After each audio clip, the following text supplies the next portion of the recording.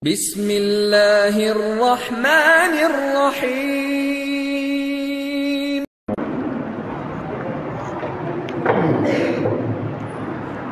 إن الحمد لله نحمده ونستعينه ونستغفره ونؤمن به ونتوكل عليه ونعوذ بالله من شرور أنفسنا ومن سيئات أعمالنا ومن يهدي الله فلا مضل له ومن يضلل فلا هادي له واشهد ان لا اله الا الله واشهد ان محمدا عبده ورسوله اما بعد فان خير الحديث كتاب الله وخير الهادي هادي محمد صلى الله عليه وسلم وشر الامور محدثاتها وكل محدثة بدعة وكل بدعة ضلالة وكل ضلالة في النار. أعوذ بالله من الشيطان الرجيم. بسم الله الرحمن الرحيم. طه ما أنزلنا عليك القرآن لتشقى إلا تذكرة لمن يخشى. الحمد لله. সকল প্রশংসা মহান রব্বুল আলামিনের দরবারে যে আমরা সকল কাজ হতে ফারেক হয়ে এই জুমার মসজিদে হাজির হতে পেরেছি, এই জন্য আল্লাহর দরবারে শুকরিয়া জ্ঞাপন করি। আলহামদুলিল্লাহ। দরুদ বর্ষিত আমাদের প্রিয় নবী হযরত মুহাম্মদ সাল্লাল্লাহু আলাইহি ওয়াসাল্লামের প্রতি আল্লাহুম্মা সাল্লি ওয়া সাল্লিম আলা নবিয়িনা মুহাম্মদ। সুপ্রিয় উপস্থিতি, আজকে জুমার খুতবার টপিক হলো সূরা তাহা, প্রথম দিকের আয়াত 1 থেকে 40। তাহা কুরআনুল কারীমের 114টা সূরার মধ্যে এই সূরার অবস্থান হচ্ছে 20। এর আগের সূরা হলো মারিয়াম আর পরের সূরা হলো আম্বিয়া। সূরা তাহা আজকের টপিক হচ্ছে সূরা তাহা। আমরা জানি যে তাহা এটা হচ্ছে এমন একটা হরফ যেটা অর্থ আমরা জানি না, আল্লাহ ছাড়া কেউ জানে না।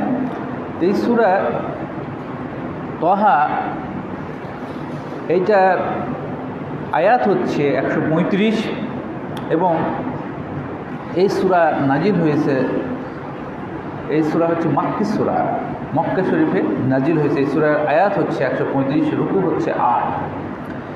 সূরা তাহা শুরু হয়েছে যে আলিফ লাম মিম যেমন আছে, যেটার অর্থ আমরা জানি না, কাফ হা ইয়া আইন সদ যেমন আমরা জানি না, এরকম কিছু সূরাতে অক্ষর দিয়ে শুরু হয়েছে।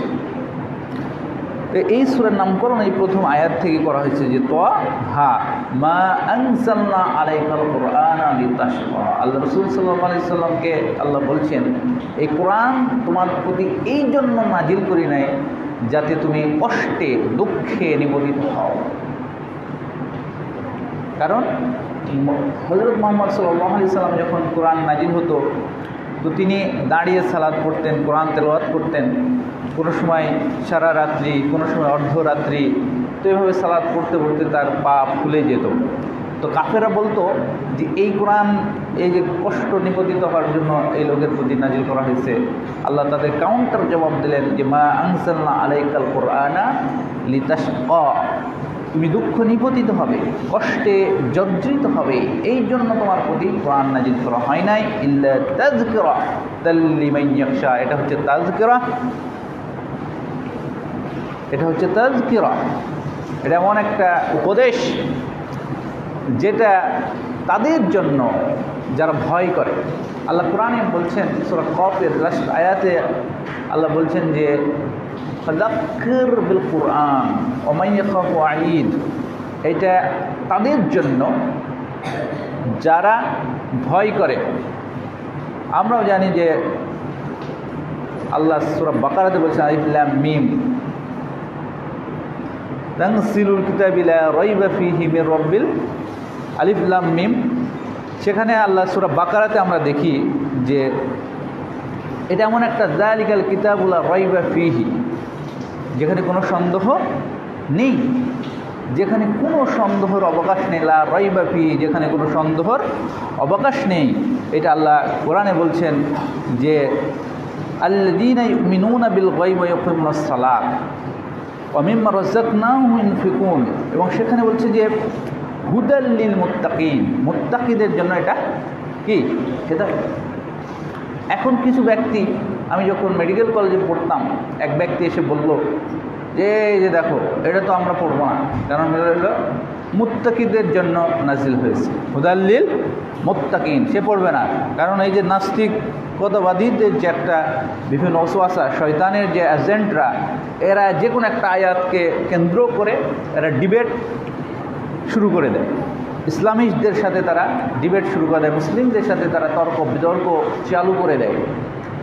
তো তাকে আমি বললাম যে আপনি বলছেন হুদাল্লিল মুত্তাকিন, তো এটা তো আরও বলা হয়েছে শাহরুর রমাদান আল্লাযী উনজিলা ফিল কুরআন হুদাল্লিন নাস, এটা হচ্ছে রমজান মাস, কোরআন নাজিল হয়েছে, এটা বিশ্ব মানবতার জন্য হেদায়েত।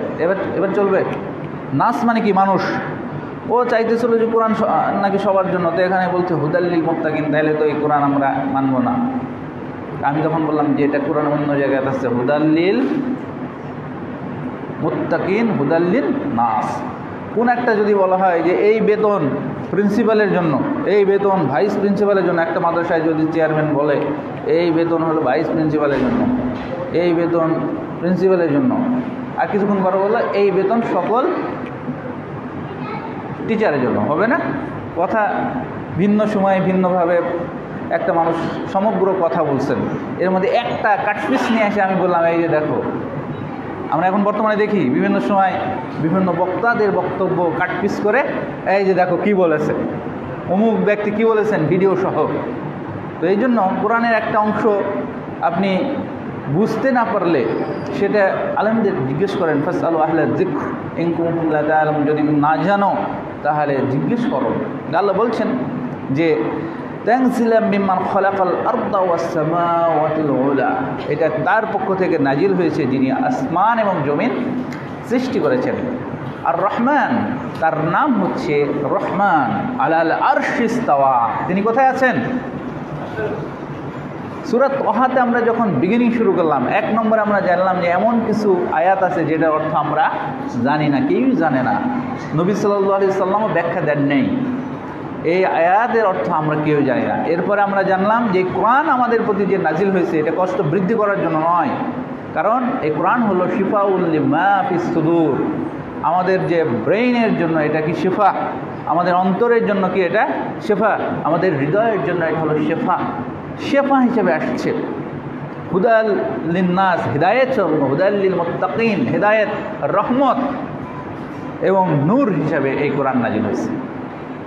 আমরা অনেক সময় কোরআন পড়ি না, আমরা কোরআন তেলাওয়াত করি না, আমরা মনে করি যে দিন মানলে এটা আমাদের জন্য কী হবে, কষ্ট বৃদ্ধি পাবে, এই জন্য অনেকে দিন মানতে চায় না। কিন্তু না, এই দিন মানার মধ্যেই আমাদের হৃদয়ের প্রশান্তি, আমাদের হৃদয়ের বসন্ত এই কোরআন মানার মাধ্যমেই, কোরআনের পথে পথ চলার মাধ্যমেই আমাদের হৃদয়ের প্রশান্তি লাগবে এবং আমাদের সব জাগতিক কল্যাণ এবং এই অকল্যাণ এটার মধ্যেই নিহিত। যদি আমরা এটা মানি তাহলে এটা আমরা কল্যাণ পাবো, আর যদি না মানি তাহলে আমরা অকল্যাণের মধ্যে অন্তর্ভুক্ত হব। কারণ এই সূরার শেষের দিকে আল্লাহ বলছেন ওমান আ'রাদা আন যিকরি ফাইন্না লাহু মাঈশাতান দানকা, যে ব্যক্তি এই কোরআন থেকে দূরে সরে যাবে, এই জিকির থেকে নিজেকে দূরে রাখবে, ফাইন্না লাহু মাঈশাতান দানকা, তার জীবিকা হবে সংকীর্ণ। আপনি চাকরি করবেন, আপনি ব্যবসা করবেন, আপনি বাণিজ্য করবেন, আপনি যেইখানে যাবেন দেখবেন যে অনেক ইনকাম করতেছেন কিন্তু কুলাইতেছে না, তার মানে সংকীর্ণতা। অনেক ইনকাম কিন্তু সামাল দিতে পারতেছে না, বরকত নাই। সন্তানকে অনেক ইনভেস্ট করছেন, মানুষ হইতেছে না, ভালো পড়াশোনা করতে পারছে না, অনেক ইনভেস্ট করছেন কিন্তু স্ত্রী অসন্তুষ্ট, পরিবারের মান মর্যাদা নষ্ট হয়ে যাচ্ছে, সামাজিকভাবে মান মর্যাদা নষ্ট হয়ে যাচ্ছে, অনেক টাকা পয়সা আছে, জমি জেরাত আছে, কিন্তু পালিয়ে বেড়াইতে হইতেছে, এগুলো সংকীর্ণতা নয়? সুতরাং এই জিনিসকে আল্লাহ কোরআনে বলছেন ওমান আ'রাদা আন যিকরি ফাইন্না লাহু মাঈশাতান দানকা, যে ব্যক্তি কোরআন থেকে নিজেকে দূরে সরে রাখবে তার জন্য দুনিয়ার জীবিকা হবে সংকীর্ণ। ওয়া নাহশুরুহু ইয়াওমাল কিয়ামাতি আ'মা, কিয়ামতের দিনে তাদেরকে অন্ধ করে উঠাবো।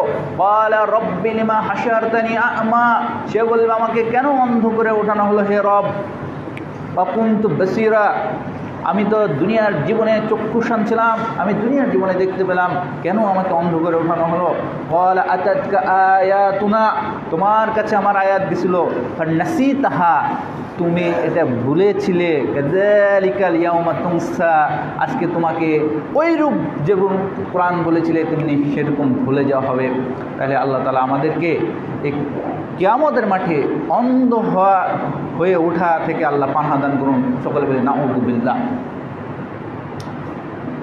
পৃথিবীর এই কোরআন থেকে আমরা যদি দূরে সরে যাই তাহলে পৃথিবীর জীবিকা হবে সংকীর্ণ এবং কিয়ামতের মাঠে অন্ধ করে উঠাবে। শুধু এই নয়, কবরের জীবনে 3টি গুরুত্বপূর্ণ প্রশ্ন করা হবে। মার রব্বুকা, মান দীনুকা, মান নবিয়ুকা।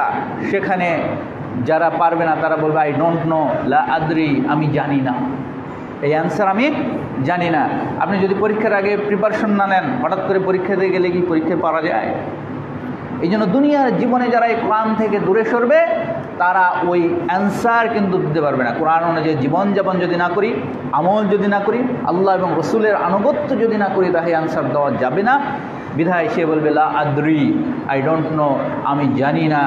তাকে ফেরেশতারা বলবেন লা দারাইতা ওয়ালা তালাইতা, তুমি এই কোরআন তেলাওয়াতও করো নাই, তুমি এই কোরআন অনুধাবন করো। কবরের মাঠে তারা বলবে লা তালাইতা ওয়ালা দারাইতা, তুমি তেলাওয়াতও করো নাই, তুমি অনুধাবন করো নাই।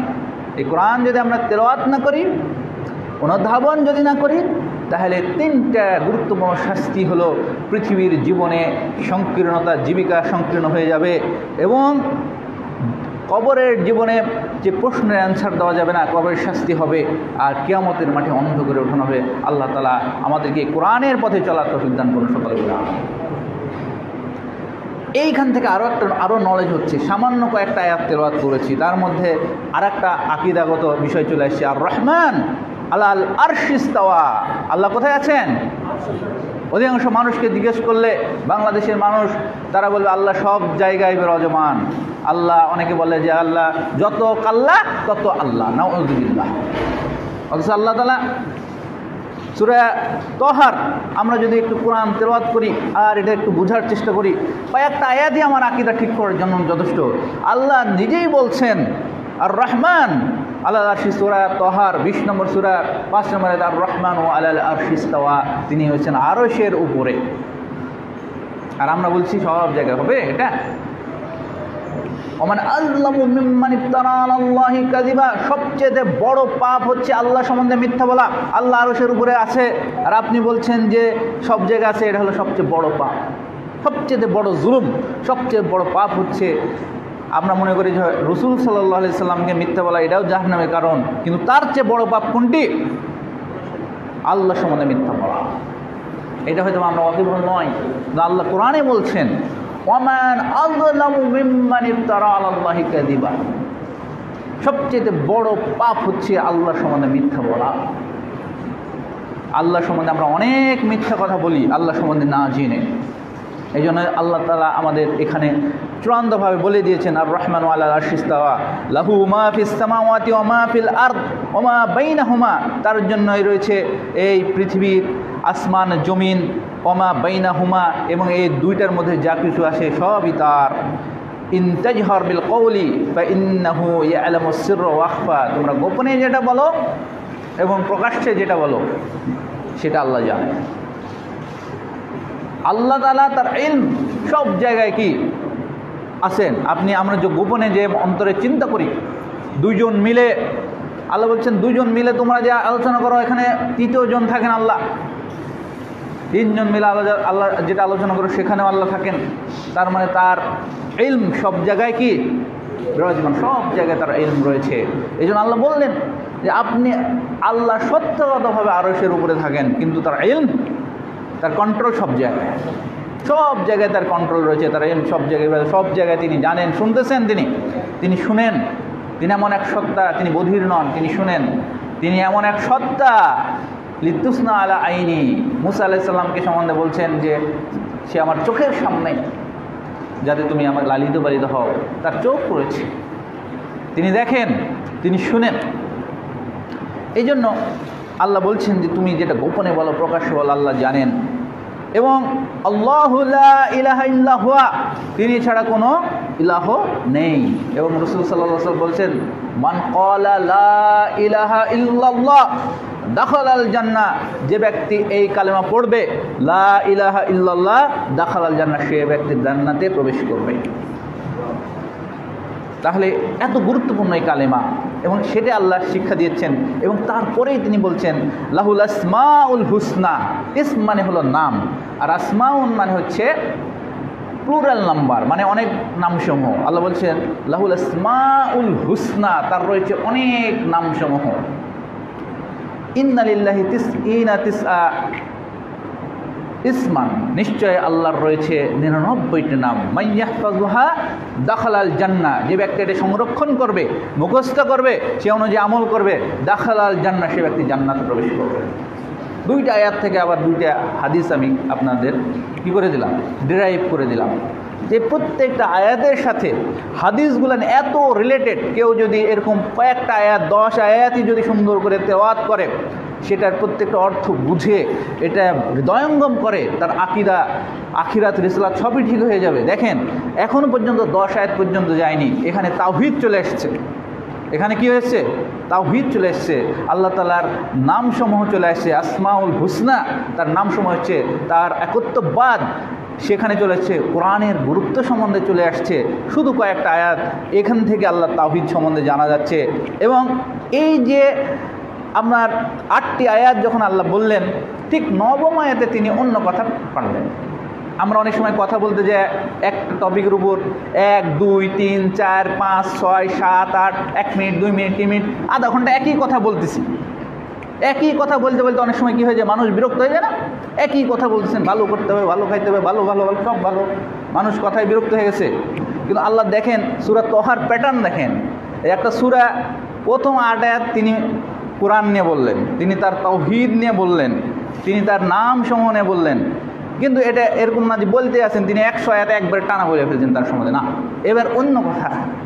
এবার দেখেন ব্যতিক্রম ধর্মী একটা কথা আসছে। আল্লাহ বলছেন ওয়া হাল আতাকা হাদিসু মূসা, তোমাদের কাছে কি মূসার কাহিনী এসেছে? ভিন্ন না কথা? এতক্ষণ আসমান জমিনের সৃষ্টিকর্তা, তিনি আরশের উপর থাকেন, তিনি ছাড়া কোনো ইলাহ নেই, এই কোরআন তোমার জন্য নাজিল করেছি কষ্ট যাতে না হয় সেটার জন্য। কিন্তু এখন তিনি বলছেন মূসা আলাইহিস সালামের কথা। এই টপিকে তো বলা হয়নি যে এটা মূসার কথা বলা হবে, বা এই সূরার নাম মূসা, এটা বলা হয়নি। কিন্তু এবার তিনি বলছেন ওয়াল হাদাকা হাদিসু মূসা ইয রাআ নারান, সে যখন আগুন দেখলো, ফাকালা লি আহলিহিম কুতু ইন্নী আনাস্তু নারান লাআল্লি আতিকুম মিনহা বিকবাসিন আও আজিদু আলান নারি হুদা।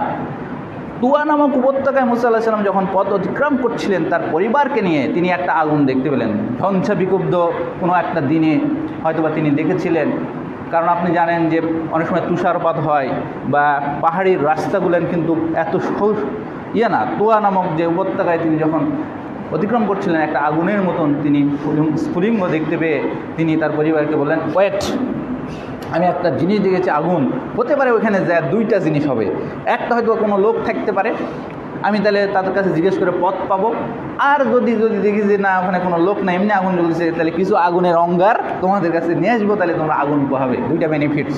এই বেনিফিটের জন্য তিনি অতিক্রম করে ওই আগুনের কাছে তিনি গেলেন। ফালাম্মা আতাহা নুদিয়া ইয়া মূসা, আগুনের সামনে যখন গেলেন তখন থেকে আগুনের ওখান থেকে একটা শব্দ আসলো, হে মূসা, ইন্নী আনা রব্বুক ফাকলানা আলাইক, আমি তোমার রব, তুমি তোমার জুতা জোড়া খুলে ফেলো। বলেন সুবহানাল্লাহ। আগুনের কাছ থেকে সবচেয়ে কাঙ্ক্ষিত, হৃদয়ের কাঙ্ক্ষিত, আমরা আমাদের রবকে দেখতে চাই, সবচেয়ে যিনি আমাদের উদ্ধারকারী, যিনি আমাদের সৃষ্টিকর্তা, পালনকর্তা, রিজিকদাতা, যিনি দিয়েছেন সব, তিনি আমাদের কি রব। তিনি বলতেছেন ইন্নী আনা রব্বুক, আমি তোমার রব, ফাকলানা আলাইক, তোমার জুতো জোড়া খুলে ফেলো, ইন্নাকা বিল ওয়াদিল মুকাদ্দাসি তুয়া, নিশ্চয় তুমি তুয়া নামক উপত্যকায় অবস্থান করছো। ওয়ানাক্তারতুকা ফাসতামি লিমা ইউহা, মনে রাখো তোমাকে আমি সিলেক্ট করেছি, তোমাকে আমি নির্বাচিত করেছি, এবং তোমার প্রতি যেটা ওই হয় সেটা তুমি শুনো, এবার মনোযোগ সহকারে শ্রবণ করো। ইন্নানি আনাল্লাহ, নিশ্চয় আমি আল্লাহ, লা ইলাহা ইল্লা আনা, আমি ছাড়া কোনো ইলাহ নাই, আকিমিস সালাহ বুদনি, এবং তুমি আমার ইবাদত করো। ওয়াকিমিস সালাত লিযিকরি, মূসা আলাইহিস সালাম বনী ইসরাইলের নবী, ওই সময় কি বলা হয়েছে, আকিমিস সালাত লিযিকরি, তুমি সালাতকে প্রতিষ্ঠা করো লিযিকরি, আমার স্মরণের জন্য। এটা আমাদের জন্যই বিধান, শুধু আমাদের জন্য সালাত ফরজ হয় নাই। ওই সময় মূসা আলাইহিস সালামকে বলছেন যে আমি হচ্ছে আল্লাহ, আমি ছাড়া কোনো ইলাহ নেই, শুনে রাখো, ফাবুদনি, তুমি আমার ইবাদত করো। সব সময় আল্লাহ বলছেন লা তা'বুদি শয়তান, শয়তানের ইবাদত করো না, নিশ্চয় শয়তান হচ্ছে মানুষের প্রকাশ্য শত্রু, আমার ইবাদত করো। আকিমিস সালাত, তুমি সালাতকে প্রতিষ্ঠিত করো লিযিকরি, স্মরণের জন্য। আমরা সালাত পড়ি, দোকানের কাহিনী, বিভিন্ন জায়গার কথা মনে পড়ে, কিন্তু এই সালাত পড়তে হবে কী জন্যে? আল্লাহর জিকিরের জন্য, আল্লাহর স্মরণের জন্য। এবং তিনি বললেন যে ইন্নাস সাআতা আতিয়াতুন আকাদু উখফিয়া, নিশ্চয় কিয়ামত সংঘটিত হবে, নিশ্চয় কিয়ামত সংঘটিত হবে, কিন্তু এটা আমি গোপন রেখেছি। কারণ হলো লিতুজজা কুল্লু নাফসিন বিমা তাসা, যাতে মানুষকে তার আমল অনুযায়ী প্রতিদান দেওয়া যায়, এই জন্য গোপন রেখেছি। রেজাল্ট সবসময় গোপন থাকে, কখনো কোনো পরীক্ষাতে টিচাররা আজকে পরীক্ষা দিল, আজকে রেজাল্ট দিয়ে দেয় না, এটা সবসময় আকাঙ্ক্ষিত থাকে, 1 মাস পরে হবে। আপনি এসএসসি পরীক্ষা দিয়েছেন, এইচএসসি পরীক্ষা দিয়েছেন, সব সময় মানুষ রেজাল্টের জন্য অপেক্ষা করে থাকে। আপনি চাকরির ভাইবা দিয়েছেন, সুতরাং এইটা কেউই তো প্রকাশ করে না, আগে করে রেজাল্টের দিনে। আমাদের রেজাল্ট হবে কিয়ামতের দিনে, সেই জন্য আল্লাহ এটা গোপন রাখছেন। আল্লাহ বলছেন যাতে প্রত্যেকটা লোককে তার প্রতিদান দিয়ে থাকি। কীভাবে আল্লাহ শুরু করলেন? এবার গল্প দিচ্ছেন, মূসা আলাইহিস সালামের গল্প করছেন আল্লাহ, এটা সহজ ভাষায়। তাকে কঠিন কঠিন কিছু অ্যাসাইনমেন্ট দিলেন যে তুমি কি করো, সালাত প্রতিষ্ঠা করো, তুমি তাওহীদের উপর প্রতিষ্ঠিত থাকো, তুমি আমার ইবাদত করো, একমাত্র আমার ইবাদত করো। এরপর তিনি বললেন ফালাইয়া সুদ্দান্নাকা আনহা মাল্লা ইউমিনু বিহা, এবং তুমি তাদেরকে অনুসরণ করো না যারা কি করে ওয়াত্তাবা হাওয়াহু, প্রবৃত্তির অনুসরণ করে, তাদেরকে তুমি অনুসরণ করো না। কারণ আপনি দিন পালন করতে যেয়ে সবচেয়ে বড় কঠিন পরীক্ষার সম্মুখীন হবেন। আপনি আজকে দিনের উপর আসছেন, আপনি দাড়ি রাখছেন, মাথায় টুপি পরেন, 5 ওয়াক্ত সালাত পড়েন, আপনার চাচাতো বোন খালাতো বোনের বিয়েতে সেখানে গান বাজনা হইতেছে, আপনি যাবেন না? আপনি যাবেন, কারণ আপনি কেবল দিনে উঠছেন, কিন্তু আগের জাহিলিয়াতের ওই রীতি রসম রেওয়াজকে অতিক্রম করতে পারেননি। তারা হাওয়ার অনুসরণ করে, প্রবৃত্তির অনুসরণ করে, আপনি ওখানে গেলেন, আপনার দিন পানিতে ডুবে গেল। এটাই হয়। আপনি দিনের উপর আসছেন, আপনার ভাইয়ের সাথে থাকেন, আপনার ভাবি পর্দা করে না, আপনার বউকে আপনি পর্দার উপর রাখছেন, আপনার ভাবি পর্দা করে না, এক বাসায় থাকেন, ওখানে পর্দার পরিবেশ নষ্ট। আপনার অনুষ্ঠান হয় চাচাতো বোনের, খালাতো বোনের, বিভিন্ন বিবাহ অনুষ্ঠানে যান, আপনার দিন ওখানে নষ্ট। আপনি নিজে দিনের উপর উঠলেন, আপনি জানেন যে জন্মদিন পালন করা হারাম, কিন্তু আপনি আপনার বন্ধুবান্ধবের জন্মদিন থেকে নিজেকে বিরত রাখতে পারেন না। আপনার বন্ধুবান্ধব হয়তো খারাপ বন্ধুবান্ধব, আপনি নিজে বিড়ি সিগারেট খাইতেন, এখন ত্যাগ করেছেন, হঠাৎ করে বন্ধুবান্ধবদের একটা অ্যাসেম্বলি হলো, একটা বাৎসরিক অনুষ্ঠান হলো, বলে যে বিড়ি খা, তখন আপনি এই বিড়িতে আবার কি একদিন বিড়ি খেলে আর কেউ তো দেখতেছে না, দিনদারদের সাথে আমাদের সাথে সুন্দর তালিমি বৈঠকে বসবেন, ওদের সাথে আবার যায় বিড়ি খাবেন, হবে দিন হবে। এই জন্য মূসা আলাইহিস সালামকে সতর্ক করলেন, তাদেরকে অনুসরণ করো না, ইউমাল্লা ইউমিনু বিহা, যারা এটার প্রতি ঈমান আনে না, ওয়াত্তাবা হাওয়াহু, যারা পবিত্র অনুসরণ করে। খুব সাবধান থাকতে হবে ভাইয়েরা আমার। আপনাকে সব কিছু, আপনি দিনের উপর উঠেন, 5 ওয়াক্ত নামাজ পড়েন, খুবই সোজা কাজ। আপনি টুপি পড়ছেন, আপনি দাড়ি রাখছেন, আপনি এখন দিনের প্রতি উঠছেন, এটা খুব সহজ কাজ। কিন্তু এই যে আমাদের সামাজিক রীতি রসম, বিয়ের অনুষ্ঠান বলেন, জন্মদিনের অনুষ্ঠান বলেন, পারিপার্শ্বিক অবস্থা, এই সামাজিক এই অন ইসলামিক রীতি পালন করতে যে আপনার দিন নষ্ট হয়ে যাচ্ছে। সুতরাং এইটা ত্যাগ করতে হবে আগে। আপনি যদি এই বন্ধুবান্ধব, জাহিলি বন্ধুবান্ধব, জাহিলি প্রতিবেশী, জাহিলি আত্মীয় স্বজনকে যদি আপনি কি করতে না পারেন, তাদের রীতি রসমকে, তাদেরকে ত্যাগ করতে আমি বলিনি, তাদের সাথে আপনি সব সময় উত্তম আচরণ করবেন। তারা সম্পর্ক নষ্ট করতে চাইলে তাদের সম্পর্ক আপনি গড়ে দিবেন, কিন্তু তাদের এই যে অনুষ্ঠান, এই যে জাহিলি অনুষ্ঠানকে বলবেন যে বাবা আমি মুসলিম, আমি এই অনুষ্ঠানে যেতে পারবো না, পোলাইটলি তাদেরকে বলবেন। কিন্তু তাদের উপহার, তাদের মেহমানদারি আপনি সবসময় করবেন, তাদের সাথে আপনি গালিগালাজ করবেন না। অনেক সময় আমরা এটা ভুল বুঝি, আমরা অনেক সময় ইসলামে এসে যেহেতু তারা খারাপ আচরণ করে, আমি ভালো হয়ে গেছি, তাদেরকে আমরা গালিগালাজ করি, ফাসেক বলি, বিভিন্নভাবে তাদেরকে কষ্ট দিই, এইটা আবার করা যাবে না। মুসলিমদের আচরণ এমন সুন্দর হতে হবে, এমন উত্তম হতে হবে, যাতে দেখে আপনার প্রতি আকৃষ্ট হয়ে মানুষ ইসলামের দিকে চলে আসে। এই জন্য তারপরে দেখেন আল্লাহ কি বলছেন, এবার আল্লাহ ভারী ভারী কিছু বিধান তার উপর চাপিয়ে দিলেন, দিয়ে বললেন ওমা তিলকা বিয়ামিনিকা ইয়া মূসা। এবার নর্মাল কথা, আছে না কিছু, এবারে নর্মাল কথা তাকে আরেকটু অ্যাডাপ্টেড করছেন, তাকে আরেকটু সান্ত্বনা দিচ্ছেন, আরেকটু তার সাথে নর্মালাইজ কথাবার্তা বলছেন যাতে তার উপর চাপ না হয়ে যায়। ওমা তিলকা বিয়ামিনিকা ইয়া মুসা, হে মুসা তোমার হাতে ওটা কি? ক্বালা হিয়া আসায়া, সে বলল আমার হাতে হচ্ছে লাঠি। আতাওয়াক্কাহু আলাইহা, এই লাঠি দিয়ে আমি কি করি? এই লাঠি হাতে এটা কি? হিয়া আসায়া, এইটাতে আমি ভর দিই, এটাতে আমি ভর দিই। ওয়া তাওয়াক্কালু আলাইহি ওয়া আহশু বিহা আলা গনামি, এটা দ্বারা আমরা পাতা ঝেড়ে আমার মুরগিকে আমি খাওয়াই। ওয়ালিয়া ফিহা মাআরিব উখরা, এটাতে আমার অনেক প্রয়োজন পূরণ করে। ওনাকে জিজ্ঞেস করছেন কি যে তোমার হাতে এটা কি? উনি কিন্তু অনেক আবার কথা বললেন, উনি আরও নর্মালাইজ হচ্ছেন, আল্লাহর সাথে আরও কথা বলতে তিনি হয়তো ভালো লাগছে, এই জন্য তিনি এই লাঠি সম্বন্ধে জিজ্ঞেস করছে। আমরা অনেক সময় বলি আপনার নাম কি? তখন বললে যে আমি ডাক্তার শওকত, আমি ফেনী কার্ডিয়াক সেন্টারে জব করি, আমি এই করি। কিন্তু আমাকে মানুষ জিজ্ঞেস করছে কি? শুধু নাম। তো মুসা আলাইহিস সালাম একটু বেশি করে বললেন। আল্লাহ বললেন ক্বালা আলকিহা ইয়া মুসা, তুমি এটা ছুঁড়ে ফেলো। ফাআলকাহা, তিনি এটা ছুঁড়ে ফেললেন। ফাইযা হিয়া হাইয়াতুন তাসা, এইটা তখন বিশাল সাপে পরিণত হলো, চলন্ত সাপ। এই সাপ দেখে মুসা আলাইহিস সালাম একদম ব্যাক টু দি প্যাভিলন, একদম যে জায়গা থেকে আসছেন ওই দিকে দিলেন একটা দৌড়, দিলেন দৌড়। আল্লাহ তাকে ডেকে বললেন, হে মুসা, আল্লাহর নবীরা, আল্লাহর রসুলরা আল্লাহর দরবার থেকে কখনো পালায়ন করে না। আল্লাহর দরবারটা এরকম নয়, আল্লাহর কাছে বিষয়টা এরকম নয় যে তুমি এখান থেকে পলায়ন করবে।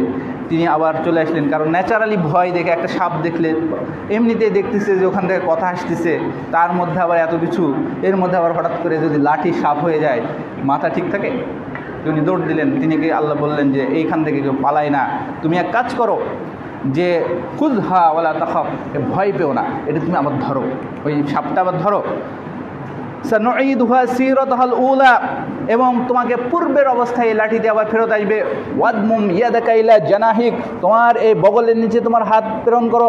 তাখরুজ বাইদা মিন গায়রি সুইন, এবং এটা উজ্জ্বলভাবে বের হয়ে যাবে।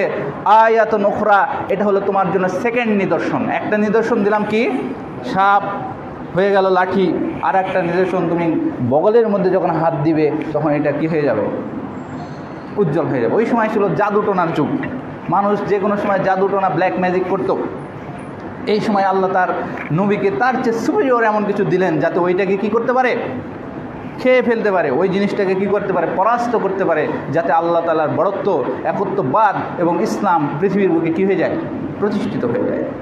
এরপর তাকে বললেন ইযহাব ইলা ফিরাউন ইন্নাহু তাগা, তুমি ফিরাউনের কাছে যাও, কারণ সে অবাধ্য হয়েছে। এই যে এতগুলেন ঘটনা থেকে আমরা কি বুঝলাম? আল্লাহ যে কোরআন নাজিল করেছেন, মুসা আলাইহিস সালামকে রেডি করছেন, এটা আমাদের জীবনে রয়েছে শিক্ষা।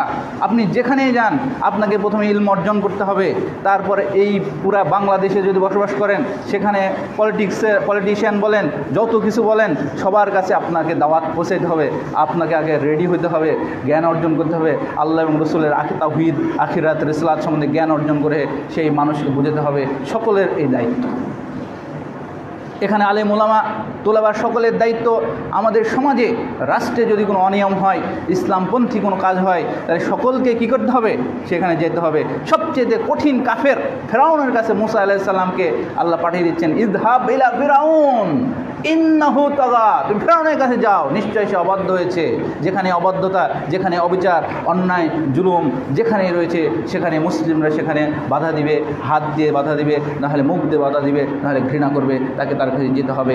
কিন্তু মুসা আলাইহিস সালাম বললেন, আমার অনেকগুলো লিমিটেশনস রয়েছে। খলিকাল ইনসানু দাঈফা, মানুষকে সৃষ্টি করা হয়েছে দুর্বলভাবে। মুসা আলাইহিস সালাম তার লিমিটেশনস, তার সীমাবদ্ধতা, তার দুর্বলতাগুলো আল্লাহর কাছে বললেন। কারণ মুসা আলাইহিস সালাম ভালো মতন, সঠিক মতন কথা বলতে লেগে তার আটকে যেত। তিনি বললেন, রব্বি ইশরাহ লি সাদরি ওয়া ইয়াসসির লি আমরি, আমার ব্রেনকে এক্সপান্ড করে দিন, আমার ব্রেনকে এক্সপান্ড করে দিন। ওয়া ইয়াসসির লি আমরি, আমার কাজকে সহজ করে দিন, আমার জিহ্বার জড়তা দূর করে দিন। ইয়াফকাহু কাওলি, যাতে তারা আমার কথা বুঝতে পারে। আর আমরা কি করি? আখাফু, আমরা ভয় করি, না জেনে সে আমাদের হত্যা করবে। আল্লাহ বললেন যে না, লা তাখাফু, তোমরা ভয় পেও না, ইন্নী আসমাউ ওয়া আরা, আমি দেখছি এবং শুনি সব, তোমাকে আমি রক্ষা করব, তুমি তো তার কাছে যাও। কুল লাহু কওলাল লাইয়িনা, দুই ভাইয়ে যাও, যাতে তোমরা নরম ভাষায় কথা বলো, যাতে সে যাতে সে কী করে? যাতে সে উপদেশ গ্রহণ করে। আমরা অনেক সময় যে বললাম আমরা ইসলাম গ্রহণ করছি, হয়তো আমার প্রতিবেশী, আমার আত্মীয় স্বজন হয়তো ভালো আচরণ করে না, তাদের সাথে আমরা খারাপ ব্যবহার করি।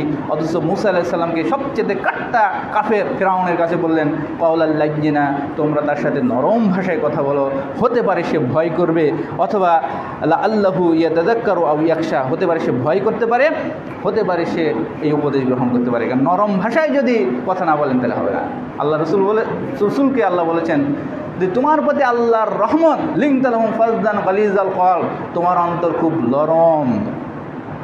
যদি না হতো চারিদিক থেকে তোমার লোক তোমার থেকে ছুটে চলে যেত। আপনি যত বড়ই দায়ী হন, যত বড়ই প্রিন্সিপাল হন, যত বড়ই আপনি প্রফেসর হন, যত বড়ই আপনি বড় মানুষ হন, আপনি যদি আচরণ খারাপ হয়, আপনার যদি কঠোর কথাবার্তা হয়, আপনার যদি মানুষের সাথে আচরণ ভালো না হয়, শিষ্টাচার আদব আখলাক যদি ভালো না হয়, লোকজন আপনার কাছে আসবে না। আপনি দেখবেন আপনার কাছে লোক শুনে না। আপনি ওই সব মানুষদের কাছে দেখবেন যাদের কাছে অনেক মানুষ যায়, শান্তি পায়। আপনার কাছে শান্তি পায় কেনা এটা দেখবেন যে অনেক মানুষ আছে, তার কাছে মানুষ যে কোনো বিপদে পড়লে, যে কোনো সমস্যা হলে তার কাছে একটু বলতে যায় যে হয়তো বা খুব সুন্দরভাবে এটা হয়তো ইসলামীভাবে সমাধান দিবে। কিন্তু যে কঠোর হৃদয়ের অধিকারী খারাপ মানুষের সাথে কটু বাক্য মানে জর্জরিত করে, তার কাছে মানুষ যাবে না। আর এটা মানুষের জন্য একটা রহমত যে তার অন্তরটা নরম। এক ব্যক্তি আল্লাহ রাসূল সাল্লাল্লাহু আলাইহি ওয়াসাল্লাম বললেন, ইয়া রাসূলুল্লাহ, কোন ব্যক্তি তো তার বাচ্চাদের চুমু খাইতেছে, বা আপনারা চুমু খান, আমি আমার বাচ্চাদের চুমু খাই না, আমি আমাদের বাচ্চাদের চুমু খাই না। আল্লাহ রাসূল বললেন যে তোমার কাছ থেকে আল্লাহ যদি রহম কেড়ে নেন তাহলে আমার কী করার আছে? সুতরাং রহম দিলে হবে ভাই রহম। এরপর তাকে বললেন, তিনি বললেন শুধু এখানেই নয়, তিনি তার জিহ্বার জড়তা দূর করতে বললেন এবং তিনি বললেন ওয়াজআল্লি ওয়াজিরাম মিন আহলি, আমার পরিবার থেকে আমাদের জন্য একটা মন্ত্রী দিন, আমাদের জন্য একটা সহকারী দিন, আমাদের জন্য একটা প্রধানমন্ত্রী দিন। ওয়াজিরাম মিন আহলি হারুনা আখি, হারুন হচ্ছে আমার ভাই। ওয়াশদুদ বিহি আজরি, তাকে দ্বারা আমার মাজাকে শক্ত করে দিন। ওয়া আশরিকহু ফি আমরি, তাকে আমার কাজে শরিক করে দিন। তাহলে দাওয়াতি কার্যক্রমে আল্লাহ তাকে পাঠাচ্ছেন রিসালাতের জ্ঞান নিয়ে, তাওহীদের জ্ঞান নিয়ে, আখিরাতের জ্ঞান তাকে প্রচার করার জন্য পাঠাচ্ছেন। তিনি তার সমস্যার সমাধান বললেন। আপনিও যখন ইসলামকে নিয়ে আপনি যখন যাবেন, আপনি আল্লাহর কাছে বলবেন, আল্লাহ আমি গরিব, আমার দারিদ্রতা দূর করে দাও। আল্লাহ আমি এখানে যাইতে পারতেছি না, আমি কথা ভালো বলতে পারি না, আমার কথাকে আপনি কি করে দিন? সুন্দর করে দিন, মানুষের কাছে গ্রহণযোগ্য, জনপ্রিয় করে দিন, মানুষের কাছে আমার গ্রহণযোগ্যতা বাড়িয়ে দিন, আমার বিভিন্ন পারিবারিক সমস্যা সমাধান করে দিন। আল্লাহ আপনার দোয়া কবুল করবেন না? করবেন ইনশাআল্লাহ। এবং তিনি সহযোগী চাইলেন, একা আপনি সব কাজ করতে পারবেন না। কতদিন আমি বলেছি, আমরা মেডিকেল সায়েন্সের ডক্টর, আগে আমাদের মেডিসিনের প্রফেসররা একবারে দেখা যাচ্ছে সবই দেখতো, নেফ্রোলজি, কার্ডিওলজি, হৃদরোগ, কিডনি রোগ, ব্রেনের রোগ সব একাই দেখতো। কিন্তু এখন কিন্তু আপনি নিজেও যাবেন না ওই ডাক্তারের কাছে। আপনার ব্রেনের সমস্যা হলে কার কাছে যাবেন? নিউরোলজি। হার্টের সমস্যা হলে কার কাছে যাবেন? কার্ডিওলজিস্ট। তারপরে যদি কিডনির সমস্যা হয় কার কাছে যাবেন? নেফ্রোলজিস্ট। পেটের সমস্যা হলে কার কাছে যাবেন? গ্যাস্ট্রোলজিস্ট। এখন কিন্তু সব কাভারেজ দেওয়া যায় না। মুসা আলাইহিস সালাম জানেন যে তিনি কথা বলতে পারবেন না, ফিরআউনের কাছে যায় যদি একটা রাজদরবারে ভালো করে কথা না বলতে পারেন, কথা গ্রহণযোগ্য হবে না। আমার ভাই বিশিষ্ট বাগ্নে হারুন, সে যদি থাকে তাহলে আমি ভালো করে তার সাথে কথার একটা জবাব দিতে পারবো। এই জন্য তিনি বললেন, হারুন আকি ওয়াশদুদ বিহি আজরি ওয়াশরিকহু ফি আমরি কাই নুসাব্বিহাকা কাসীরা ওয়া নাযকুরুকা কাসীরা ইন্নাকা কুনতা বিনা বাসীরা। তিনি বললেন যে আমাকে তার সঙ্গী করে দিন, আমার কাজে শরিক করে দিন, তাকে দ্বারা আমার মাজা শক্তিশালী করে দিন, এবং যাতে কাই নুসাব্বিহাকা কাসীরা, যাতে বেশি করে তাসবিহ করতে পারি, ওয়ানাযকুরাকা কাসীরা, যাতে বেশি করে জিকির করতে পারি। এবার আল্লাহ বললেন, কদ উতিতা সুলাকা ইয়া মুসা, হে মুসা তুমি যা চাইলে সব দেওয়া হলো। বলেন সুবহানাল্লাহ। তাহলে এই দাওয়াতি কার্যক্রম প্রথম থেকে দেখলাম। তহা মা আনজালনা আলাইকাল কুরআনা লিতাশকা, এই কোরআন আমাদের প্রতি এই জন্য নাজিল হয় নাই নবীর প্রতি যে এটা আমাদের কষ্ট বৃদ্ধি পাবে। আপনি মনে করছেন যে আজকে যদি ইসলামে চলে যায় তাহলে আমাকে দাড়ি রাখতে হবে, 5 ওয়াক্ত নামাজ পড়তে হবে, পর্দা করতে হবে, ওই বিভিন্ন ফেসবুক, ইনস্টাগ্রাম বিভিন্ন কিছু দেখতে পারবো না, আমার কষ্ট বৃদ্ধি পাবে। নো, এই কোরআন মানলে আপনার হৃদয় প্রশান্তি লাভ করবে। হৃদয় একমাত্র প্রশান্তি লাভ করে এই কোরআনের মাধ্যমে। আল্লাহ বলছেন, আলা বিযিকরিল্লাহি তাতমাইন্নুল কুলুব, একমাত্র হৃদয় প্রশান্তি লাভ করে এই জিকিরের দ্বারা, কোরআনের দ্বারা। এবং সেই প্রশান্ত আত্মাকে আল্লাহ বললেন, ইয়া আইয়াতুহান নাফসুল মুতমাইন্না ইরজিই ইলা রাব্বিকি রাদিয়াতাম মারদিয়্যা ফাদখুলি ফি ইবাদি ওয়াদখুলি জান্নাতি। তুমি জান্নাতে হে প্রশান্ত আত্মা প্রবেশ করো। তাহলে এই প্রশান্ত আত্মা কীভাবে হবে? কোরআনের মাধ্যমে, জিকিরের মাধ্যমে, সালাতের মাধ্যমে। সালাতের মাধ্যমে কেন? কারণ আল্লাহ বলছেন আকিমিস সালাতা লি জিকরি, জিকিরের জন্য সালাত পড়ো। সব কিছু জিকিরের জন্য, আল্লাহর স্মরণ। এই উপদেশ মুমিনদের কাজে লাগে। ফাযাক্কির বিল কোরআন ওয়া মান ইয়াখাফু ওয়াঈদ, উপদেশ তাদেরই কাজে লাগে যারা ভয় করে। ফাযাক্কির বিল কোরআন, কোরআনের মাধ্যমে উপদেশ দান করো। ফাযাক্কির ইন্নামা আনতা মুযাক্কির, উপদেশ দান করো কারণ তুমি উপদেশদাতা। আর এই কোরআনটা একটা উপদেশ। ইল্লা তাযকিরাতাল লিমান ইয়াখশা, যে ভয় করে তাকে উপদেশ দেওয়া যায়। আজকে কোরআনের এই 1 থেকে আমি সূরা তহার সামান্য কিছু আয়াত আপনাদের সামনে তেলাওয়াত করলাম। সেখানে দেখেন কত কত কত কত বিধান চলে আসলো। তাওহীদ, আখিরাত, রিসালাত, দোয়া কবুলের বিষয়গুলা, কীভাবে আপনি দাওয়াতি কার্যক্রম করবেন, একাকী করবেন নাকি আরও লোকজন নেবেন, কীভাবে আপনি ফিরাউনের মতন শক্তিশালী কাফেরের কাছে কীভাবে দাওয়াত দিবেন, তাকে যে একদম আমরা ফেসবুকে যেটা করি এমনভাবে দাওয়াত দিই, আমরা সবসময় মান সম্মান নষ্ট করে কথা বলি। দেখেন না ফেসবুকে কেউ যদি কোনো অপরাধ কর্ম করে, কোনো একটা কাফের, মুশরিক, নাস্তিক, তাদেরকে আমরা কি করি? ঝেড়ে দিই। আমার অন্তরে যত ঝাল আছে সব কি ঝেড়ে দিই। আমরা মনে করি যে খুব ভালো কাজ করছি। অথচ হাজ্জাজ বিন ইউসুফ, তার কাছে যখন এক ব্যক্তি এসে এখন খারাপভাবে তিরস্কার করছিল, তখন হাজ্জাজ ইউসুফ তাকে পাল্টা কাউন্টার দিলেন যে আমি হাজ্জাজ, আমি ফিরাউনের মতন অত বড় কাফের নই, বা আমি কাফের নই, আমি অত খারাপ নই, আমি হাজ্জাজ তার চেয়ে খারাপ ব্যক্তির কাছে তুমি যে আমার কাছে দাওয়াতি কার্যক্রম করতে আসছো, তোমার চেয়ে উত্তম ব্যক্তি মূসা এবং হারুনকে প্রেরণ করেছিলেন, কিন্তু বলছিলেন কওলাল লাইয়িনা, তার সাথে নরম ভাষায় কথা বলো, আর তুমি আমার সাথে কঠোর কর্কশ ভাষায় কথা বলছো। কে পরাস্ত হলো? দায়ী না হাজ্জাজ? হাজ্জাজ এখানে বিজয় লাভ করলো, সে জুলুম করতেছে তার উপর বিজয় লাভ করলো।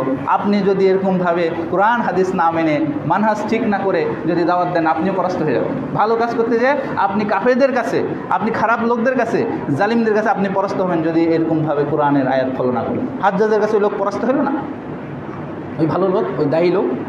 সে বলল যে আমার চেয়ে কঠিন খারাপ লোক ফেরাউনের কাছে মূসা এবং ফেরাউন তোমার চেয়ে উত্তম ব্যক্তি গেছিলো, কিন্তু আল্লাহ তাকে বলছেন উত্তমভাবে, সুন্দরভাবে, নরমভাবে কথা বলার, তুমি আমার সাথে কর্কশভাবে কথা বলছো কেন? কারণ সেও হাজ্জাজ কোরআন জানে।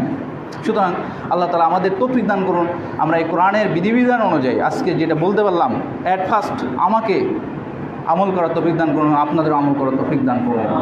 এই কোরআন থেকে যে বিষয়টা আপনাদের বললাম, এই কোরআনের এমন একটা মর্যাদা, এমন একটা শান্তি, এমন একটা প্রশান্তি, আল্লাহ বলছেন, আল্লাহ রাসূল বলেছেন যে ইজতামা কওমুন ফি বাইতিম মিন বুয়ুতিল্লাহ, আল্লাহর ঘরের মধ্যে কোনো ঘরে বান্দারা একত্রিত হয়, ইয়াতলুনা কিতাব আল্লাহ, আল্লাহর কিতাব থেকে তেলাওয়াত করে, ওয়া ইয়াতাদারাসুনাহু, সেটা নিয়ে আলোচনা করে, ইল্লা নাযালাত আলাইহিমুস সাকিনা, তাদের প্রতি স্পেশাল শান্তি বর্ষণ হয়ে থাকে, ওয়াগাশিয়াতুমুর রহমা, রহমত তাদের ঘিরে ধরে, ওয়া হাফাতুহুমুল মালাইকা, ফেরেশতারা তাদের বেষ্টন করে থাকে, ওয়া যাকারুমুল্লাহু ফী মান ইনদা, এবং তাদের নিয়ে আল্লাহ তার দরবারে আলোচনা করতে থাকেন এবং তাদের ক্ষমা করে দেওয়া হয়, তাদের জন্য জান্নাত লিখে দেওয়া হয়, জাহান্নাম থেকে তাদের মুক্তি দেওয়া হয়। বলেন সুবহানাল্লাহ।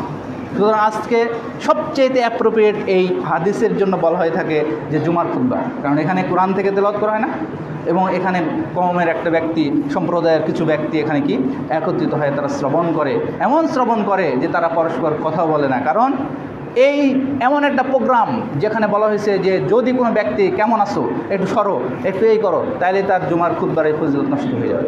আল্লাহ তাআলা আমরা যখন জুমাতে আসবো তখন পরস্পর কোনোরকম কেউ শব্দ পর্যন্ত করবো, এটা এমন একটা ফজিলতপূর্ণ এই বৈঠক। আল্লাহ তাআলা আমাদেরকে এই জুমার পূর্ণ সওয়াব দান করুন এবং আমাদেরকে আখিরাতে সর্বোচ্চ কামিয়াবি দান করুন। আমিন। ওয়া আখিরু দাওয়ানা আলহামদুলিল্লাহি রাব্বিল আলামিন।